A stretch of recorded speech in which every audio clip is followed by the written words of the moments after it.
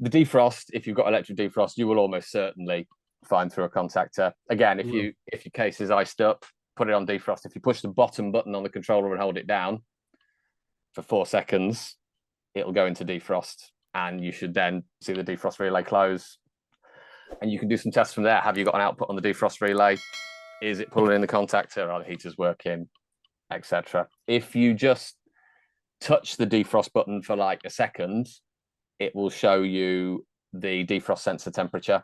In the Danfoss 550, you can assign which probe is a defrost probe. It might be the air off probe if you're an off-cycle cabinet. It might be defrost sensor in the coil if you're electric, but it will show you what that sensor value is. So if, for example, you push that button and it shows you, I don't know, 130 degrees, the chances are you got manual defrost, the relay is not going to close because it's going to go, I'm too warm, I've already terminated. But you know the likelihood is that's a probe failure. And actually, up on the top plugs, you can unplug the defrost sensor. You know, if there's S5 in there, it's probably S5. If it's air off, it'll be S4. And you can do a resistance check on your probe. The Danfoss likes PT1000 probes. Resistance range is pretty tight on those. There you go, on the right-hand side, PT1000 probes. It's 1,000 ohms at 0 Celsius is your reference point for it.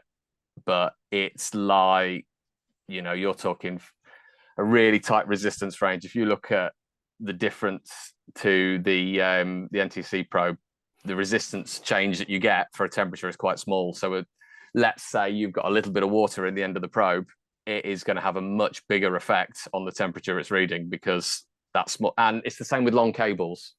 If you've got a really big cold store and somebody's used really skinny cables to wire your probes in, you're going to have a built-in error in that sensor.